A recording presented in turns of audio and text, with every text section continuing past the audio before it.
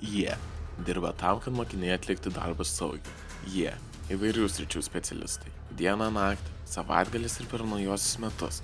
24 valandas per parą, 7 dienas per savaitę, negailėdami savęs, rizikuodami savo sveikatą ir net gyvybę, saugo jūs nuo laboratorijos pavojų, netidžių kolegų ir jūsų pačių. Labą dieną. Kas čia per kuprinės mėtus? Ar čia jūsų? Jo, čia mano. Pogalais, kodėl jūs be pirštinių? Ir dar plaukai visi nesusirišo. O šitos stiklinės? Ką jos čia veikia?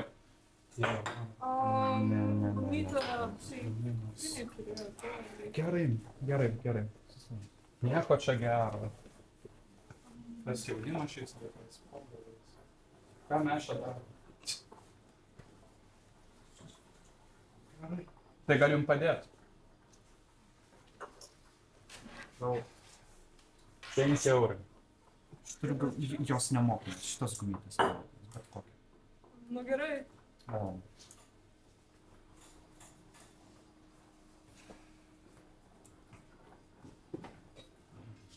Nukentėjusių išvengta. Mokinys atrodė mieguistas, tačiau klausėsi mūsų nurodymų ir bendrai buvo draugiškas.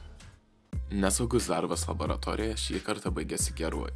Laborantai tą dieną buvo išsimiegoję 8 valandas ir jautėsi dosnus, todėl mokiniai te buvo suteiktas žodinis įspėjimas, viena nemokama gumytė ir pirštinės. Daiktas olimpiadai reikėtų susiruošti dieną prieš, bei naktis skirti nemokymuisi, o poilsiui. Šiandien laboratorijoje matysite. Neapgalvotas energijos bei preparatų taupimas priveda prie akinančios tiesos. Motiniški instinktai nebūtinai reiškia, kad mokėsi rūpinti savo užaugintą bakterijų kultūrą, bei trumpi reklaminiai pipetavimai ir mėginio ruošimo mikroskopavimui intarpai. Gautas pranešimas apie netaisyklingą mikroskopo naudojimą. Į darbo vietą skuba laborantai. Na ir kągi čia matote, taip įdėmiai žiūrėdami per okuliarą. Šiuo momentu aš matau, žinokit, tamsą. Gerbiamoji, pakelkite akis nuo mikroskopo. Vis tiek šviesa neįjungta ir jūs nieko nematote. Aš jūsų nematau, katra iš jūsų šitaip nemandagiai šnekat su manim. Šitoj paspausiu. Ajets kaip šviečia. Nu, va dabar pasaulis daug šviesesnis. Sveiki. Tai čia ne lastelė šnekat čia. Laborantai, sveiki. Sveiki, jūs tikriausiai šitą irgi pasigėdot. Pradėkime preparatų ruošimą atsipjaudami nedidelį tyrimo objekto gabaliuką. Atpjautas gabaliukas – mėginys. Turi būti plonas ir peršviečiamas. Čia svarbu dėvėti pirštines, kitaip galime užteršti mėginį. Mėginys pincetu padedamas ant etanolio nuplauto objektinio stiklelio. Pipete ant mėginio užlašiname lašą vandens.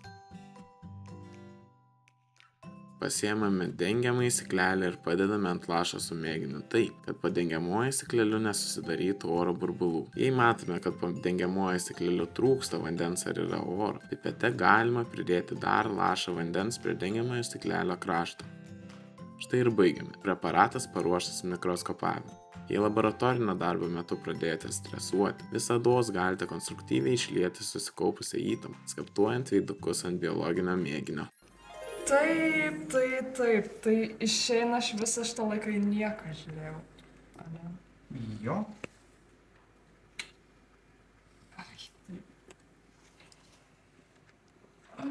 Visi šventieji ten Levenhukai.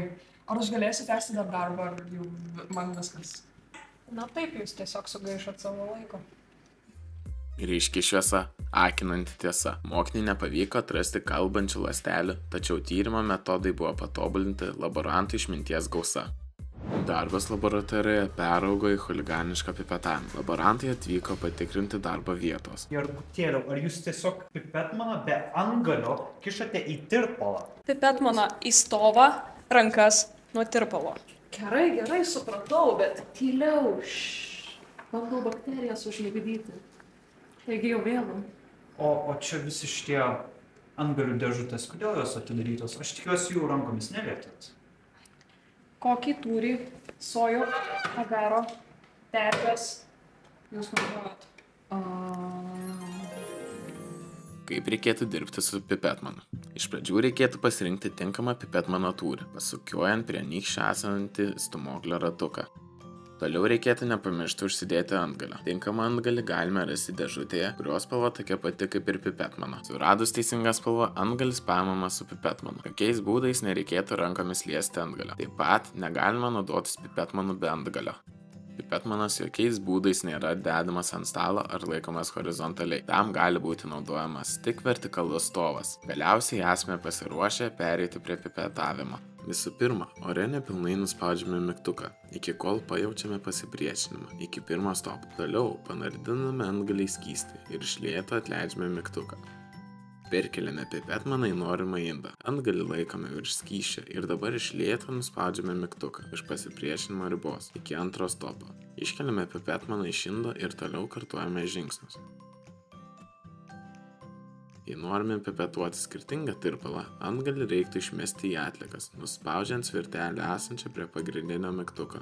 Ir kaip tai atrodytų smagu, laboratorinio darbo metu prašome nežaisti dartų, naudojantis antgalį išmetimo funkciją. Linkime saugaus ir atsakingo pipetavimo. Tai štai kodėl mano bakterijos neauga. O aš jas vis bandžiau ruostyti su savo pipetmanu. Kokį tūrį sojų agaro tirpalų jūs naudojate? Tai kam naudoti sojas? Jūsgi bakterijos yra litotrofinės. Paėmiau ličio chlorido, įdėjau į tirpalą ir va, bakterijos laimingos. Gerbiamoji, aš jums siūlau iš naujo perskaityti tą aprašą.